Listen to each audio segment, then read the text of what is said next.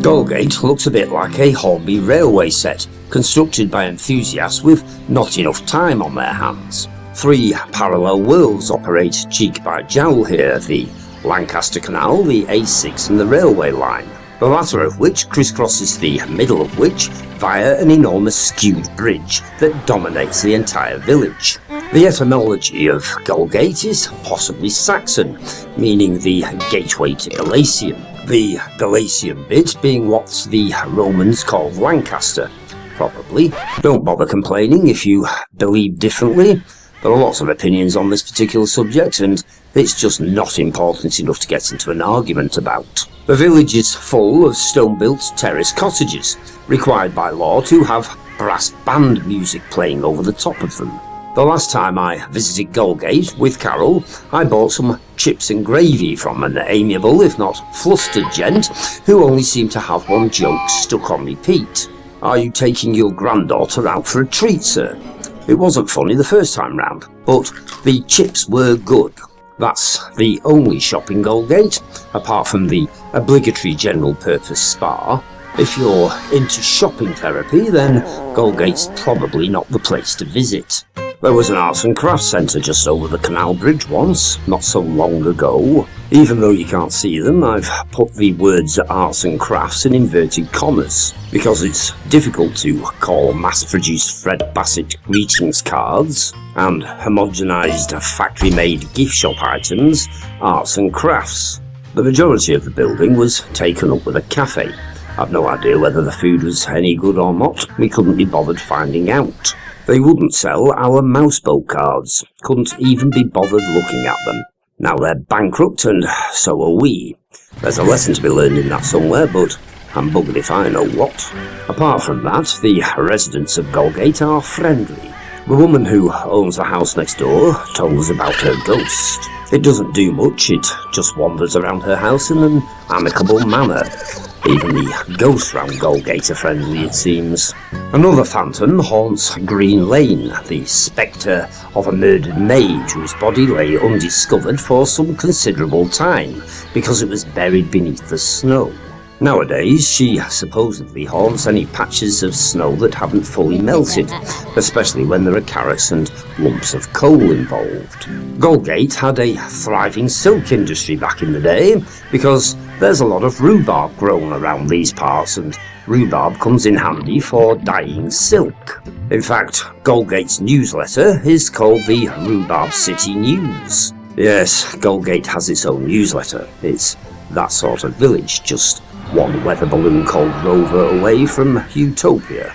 The old mill's redundant now. It replaced a water-powered corn mill in 1792, the earliest known silk mill constructed in Britain. There's a cafe there now, occupying what was originally the infirmary. Apparently that's haunted too, although by whom or what we've not been able to ascertain because nobody wants to discuss it. Perhaps it was the ghost of John Forster, who in 1808 was found guilty of stealing silk and transported to Australia, a fate worse than execution.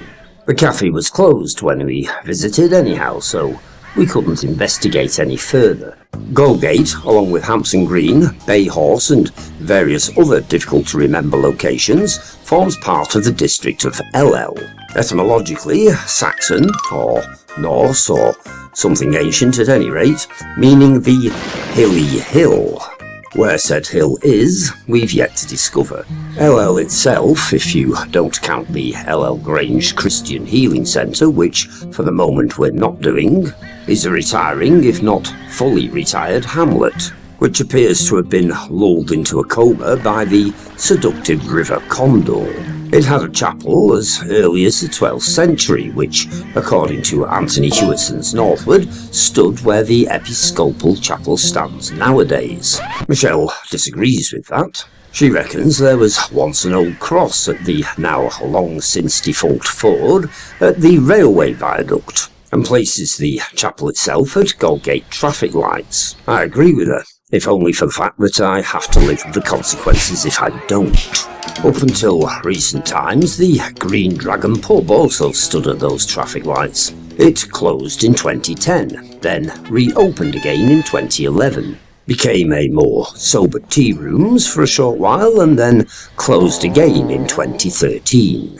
Speaking of Hampson Green, which we weren't, but I couldn't be bothered coming up with a better segue, according to Anthony Hewitson again, the hamlet of Hampson is about 500 yards from the Ellel Grange entrance lodge, which, as I've already mentioned, we're not about to discuss here, and is so mysterious that not even the date can be recovered of that momentous day when the Hampson Dobby fought the Brunswick Hobby, and both were killed and interred in Dobbs Field. We forgot to film Hampson Green, so instead we're just using generic footage of Ellel. Anyhow, at this point you're probably wondering, the Hampson what? Well, the Hampson Dobby was a boggart, one of those shaggy-haired Lancastrian bogeymen who like to help out on local farms but doesn't have a particularly high IQ. On one occasion, whilst rounding up sheep, the Hampson Dobby mistakenly chained up a hare, claiming that it had given him far more trouble than the rest of the flock, as it made him run 3 times round the village before he caught it. This passes as riotous pub humour around these parts. Exactly what the Hampson Dobby's beef with the Brunswick Hobby was, we never found out. Just that somehow they ended up killing each other, and that was basically that. We could mention the Ellel Grange Christian Healing Centre at around this point, but fortunately we've run out of time. I also forgot to mention the bit about the vicar who bought his wife, which is a pity because it would have been the only interesting item in the film. Too late now. Click like, subscribe if you want, and let's meet up again next week for another exciting episode of Lancashire Footnotes.